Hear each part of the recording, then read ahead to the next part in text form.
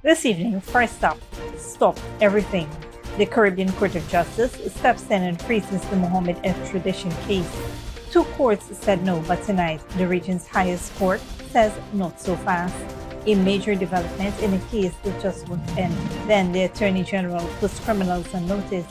It's not just about going to prison anymore. Anil Nandlall said, the state is coming for your cash, your property, and everything you own. Plus, 4 masked men zip ties and a businessman pistol whipped in his own bedroom. A terrifying early morning home invasion in Bagotstown has police reviewing CCTV footage and is searching for the suspect. Meanwhile, a fisherman who couldn't swim, no life jackets, high tides, and a family's worst fears confirmed. The body of 28-year-old Avinash Dookie is found 2 days after he fell overboard in the Corentyne River. And a small boat, 14 tons of food and medicine, and 32 activists who sailed 5 days from Mexico to reach Cuba. Tonight, a story of solidarity in the face of a crippling oil blockade.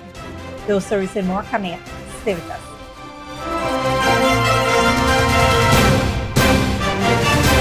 Welcome to this broadcast of Channel 2's Headline News Update from March 25th, 2026. I'm Bibi Bacchus. Thank you for joining us. First up, in a dramatic intervention, the Caribbean Court of Justice has ordered a temporary halt to extradition proceedings against opposition leader Mohamed and his father, businessman Mohamed, marking a major turn in the high-profile case. The ruling, delivered earlier today during a virtual case management hearing, effectively freezes the committal proceedings before the Georgia Magistrates Court until the court determines the Mohamed's appeal. CCJ President Winston Anderson said the stay was granted in the interest of justice while acknowledging the urgency of extradition matters. The court has set April 21st, 2026 for the hearing, during which it will consider both the application for special leave and the substantive appeal. The case centers on Mohamed's challenge to the legality of the extradition process, particularly whether political bias influenced the Minister of Home Affairs' decision to issue the authority to proceed. Their claims were previously dismissed by both the High Court and the Court of Appeal, which ruled that the minister acted in an administrative capacity and found no evidence of bias. The Mohammeds are wanted in the United States on allegations including money laundering, fraud, tax evasion, and bribery linked to gold exports. Local proceedings began in October of 2025 following their arrest, with the CCJ's intervention, previously scheduled hearing in early April, have been effectively set aside. The development shifts focus to the upcoming April 21st hearing, which is expected to be pivotal in determining the future of the extradition case. Ghana is intensifying its fight against organized crime by targeting illicit wealth, with Attorney General Anil Nandlall announcing a wave of asset seizures and forfeiture proceedings involving millions of dollars. Speaking on his weekly program Issues in the News, the Attorney General defended the state's acceptance of funds linked to sanctioned individuals, including the opposition leader Mohamed, stressing that such actions are fully supported by law. There is a view being peddled out there that seems to suggest that the state or the government or the law enforcement agencies of the state can take sanctioned money or tainted money or money that are the proceeds of crime. Absolute nonsense. And then you have clumsy arguments being advanced out there that the state can't touch monies from certain quarters because of sanctions. That doesn't apply to the state of Guyana or any state. In fact, one of the important law enforcement function of the state is to seize properties that are believed to be acquired through criminal means.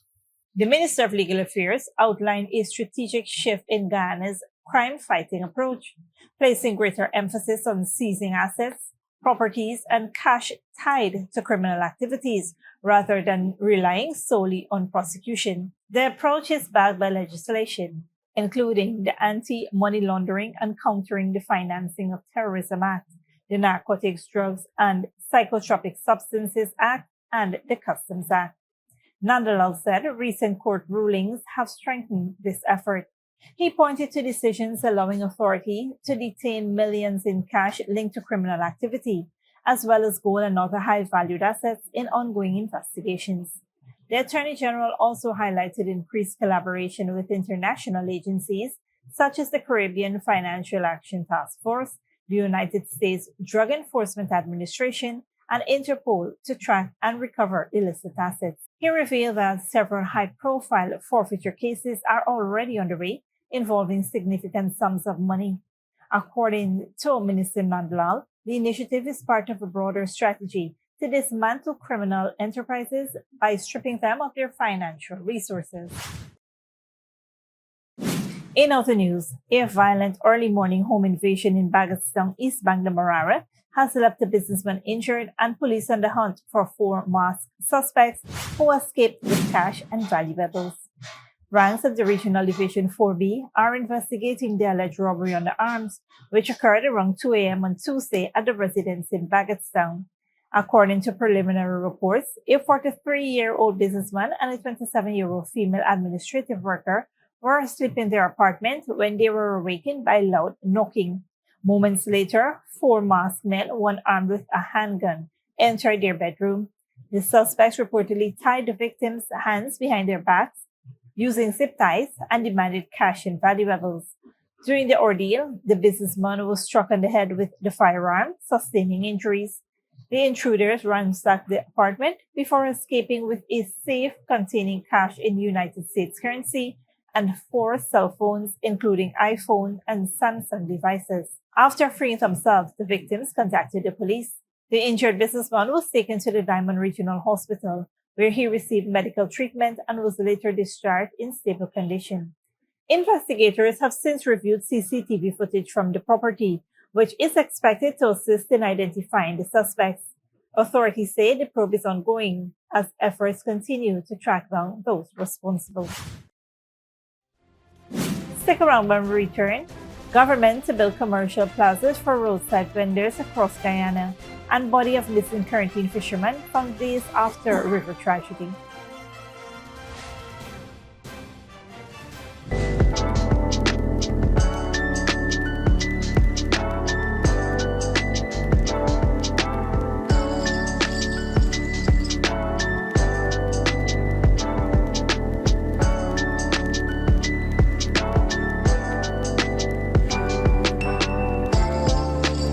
Good girl forget things. What's the problem, Granny? I want money for borrow for those surgery. I was dancing and I fall and fracture my hip. If you need some quick money, you should check Lender's Jewelry and Pawn Shop. Lender's Jewelry and Pawn Shop, Lot 238 South Road Border, Georgetown. Get jewelry made to order in just 72 hours. We also accept vehicles. Lender's, best rates, longest payback period. Boys, I get through. Plus, I could dance again. Lender's Jewelry and Pawn Shop.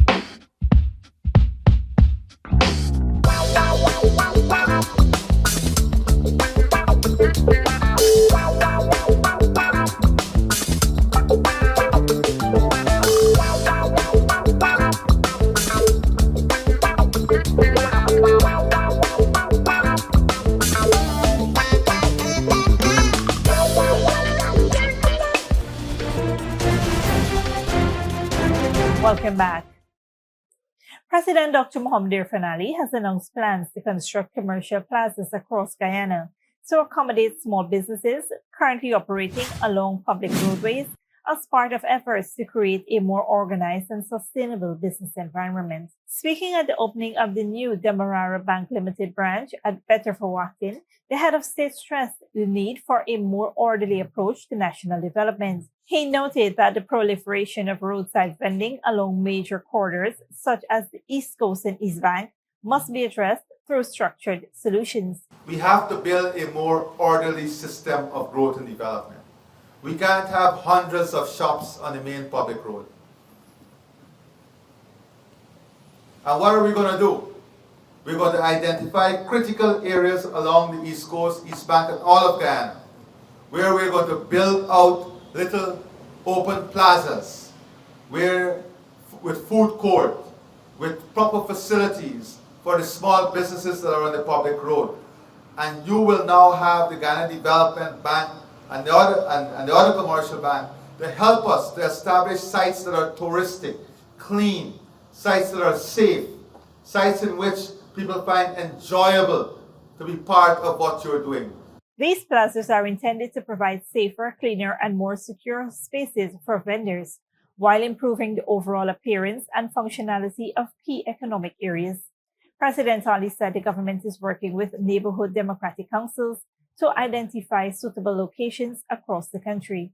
He emphasized that the move is not aimed at displacing vendors, but rather at creating long-term growth opportunities in a more conducive environment. The government is also exploring financial options through the Ghana Development Bank and commercial partners, particularly in areas with tourism potential. The initiative is part of a broader push to regulate roadside vending, enhance public spaces, and support small business development nationwide. On a different note, a heartbreaking search has ended in tragedy after the body of 28-year-old fisherman Avinash Dookie was discovered on Tuesday, 2 days after he went missing in the Corentyne River. Dookie, a resident of number 77 village, Berbice, was reported missing on Saturday after he reportedly fell overboard while preparing for a fishing trip near Oriella. According to reports, he was on board a vessel with several crew members when the incident occurred. It is believed that while attempting to fix the boat's engine during high tides, he lost his balance and fell into the river. He was seen struggling and resurfacing several times before disappearing. Family members said they were informed of the discovery around Tuesday afternoon, bringing a devastating end to days of anxious waiting and hope. His wife said she spoke with him around midday on Saturday. Later that afternoon, she received a call informing her that he had fallen into the river. At the time, immediate rescue efforts were unsuccessful. Dookie, a father of 4, had been working at sea for approximately 7 years. However, he could not swim and was not wearing a life jacket. A post-mortem examination is expected to be conducted as investigations continue. The tragedy also comes on the heels of another recent incident in which 2 men working aboard a molasses tug reportedly fell overboard and drowned, raising growing concerns about safety standards at sea.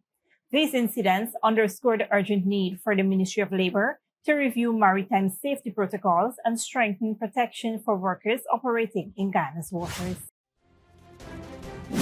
Don't go away after the break. Activists arrive in Cuba with aid amid U.S. fuel blockade, and Jamaican priest sentenced to 12 years for sexual offenses against a minor.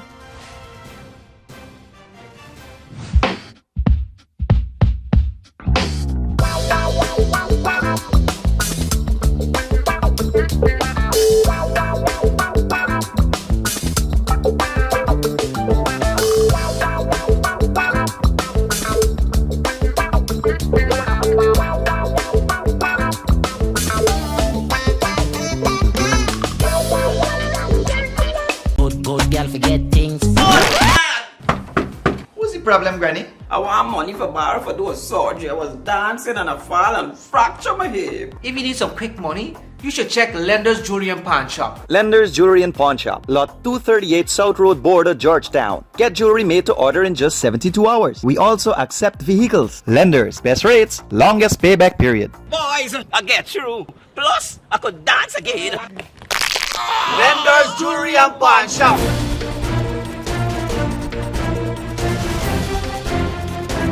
Welcome back. Now we take a look at what's happening in the region and around the world.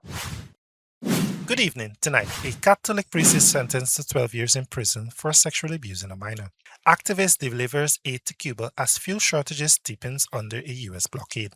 President Trump claims victory in Iran conflict, a claim denied by Tehran. And the war is driving up global food prices. We begin in Jamaica. A 41-year-old Catholic priest in Jamaica has been sentenced to 12 years in prison after being convicted of sexually abusing a 12-year-old on church grounds. The court also imposed an additional 5-year sentence for sexually touching to run concurrently. The abuse occurred between March and April 2023 at the priest's residence on the church compound. Authorities launched an investigation after the matter was reported, leading to his arrest and conviction. A small fishing boat carrying 32 international activists has arrived in Cuba after a 5-day journey from Mexico, delivering 14 tons of food and medicine, solar panels, and bicycles. The flotilla is a gesture of solidarity with Cubans facing severe shortages after 3 months without fuel due to a total oil blockade imposed by the Trump administration. Al Jazeera's Lucia Newman reports. The first of the long-awaited 3-boat flotilla appeared in Havana's port shortly after daybreak. 32 activists from Latin America and Europe left Mexico carrying aid to Cuba, escorted by a Mexican Navy ship. It's an emotional moment, certainly for the Cuban government and for the people who are gathered here, and especially for the people who make up this flotilla. This is exactly the opposite of what happened when many of the people that are aboard this very, very old and, if you like, decrepit fishing boat that made its way through the Caribbean here experienced when they tried to make it to Gaza. This journey took us 5 days, crossing the Caribbean, a place that 5 months ago was being bombed by Donald Trump, bombing fishermen boats, and we crossed it and we claimed the Caribbean as a zone of peace. We bring 14 tons of food and medicine, 73 high-capacity solar panels, and 10 bicycles. But in the end, what we really bring is solidarity. Cuba is undergoing an acute economic crisis, made worse by a more than 3 months long U.S. fuel blockade that has increased nationwide blackouts and almost paralyzed air traffic with the rest of the world. I've been an activist. Lisiane Proenza says she was moved when she was finally able to approach Cuba. When we started seeing Cuba last night, I got really emotional because just like the Palestinians need, Cuba needs it. Next month, she'll join hundreds of others in Barcelona for a new attempt to reach Gaza.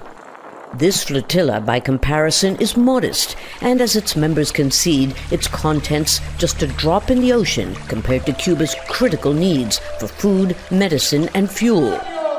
But at a time when the U.S. president is vowing to take over Cuba when he is, quote, finished with Iran, the flotilla's principal goal is to show that the Caribbean island is not alone.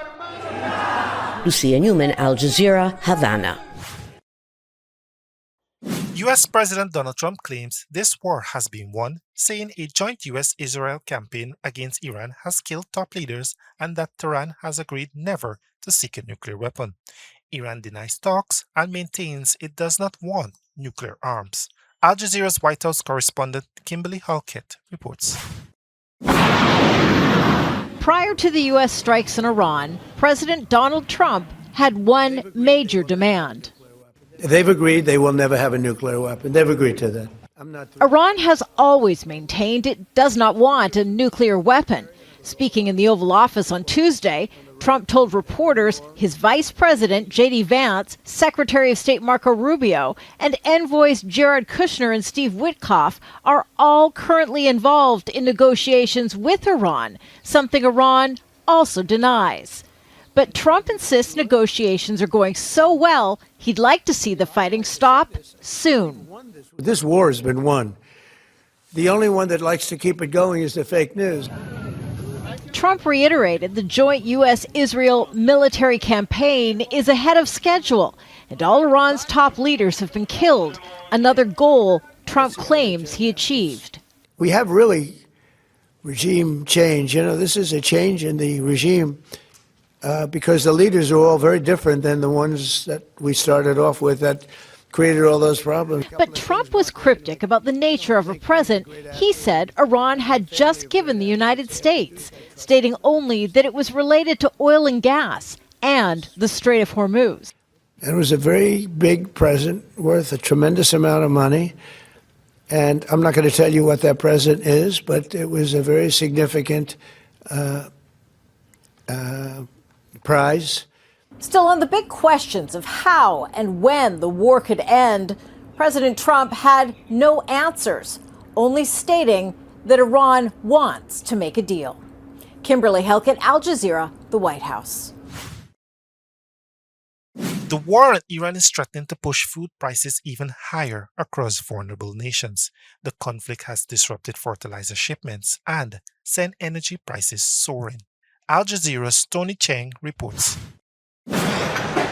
For Aziza Khalil, a trip to the shops is all about tough decisions. A widow with 3 children, the surge in prices means even the basics are now sometimes out of reach.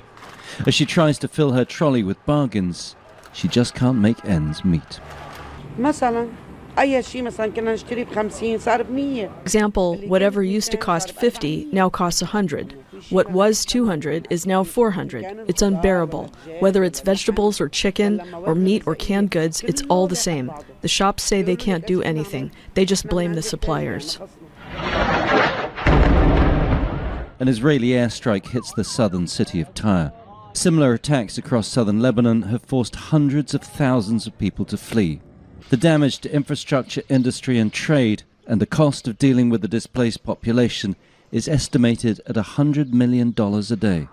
The rise in fuel prices caused by the war is disastrous for a country that relies on imported goods. And that's forcing other costs to rapidly rise. Since the currency crisis of 2019, Lebanon's government has little control of an economy that runs on the US dollar. The COVID-19 crisis, port explosion, and the 2023-24 war have further compounded their economic woes.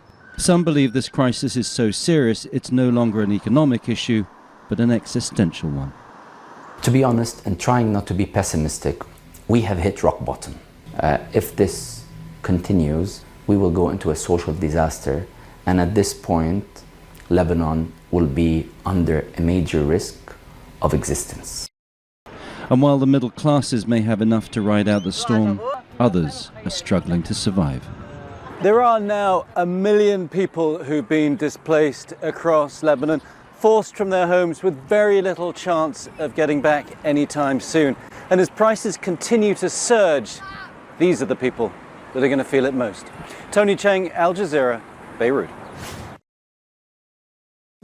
Thanks, Dominique. This brings us to the end of our regional and global news coverage. Up next is the Trade Event Forecast.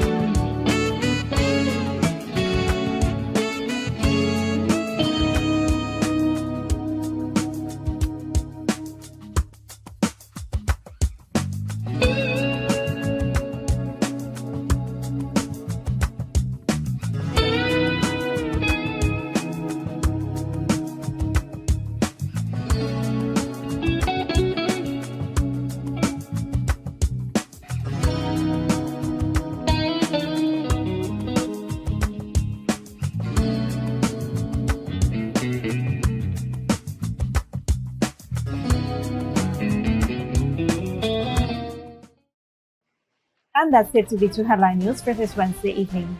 As we take our leave, we invite you to follow us on Facebook and YouTube. You can tune in tomorrow at 6:30 a.m. for a rebroadcast and at 7 p.m. for more news. Until then, please take care of yourselves and each other.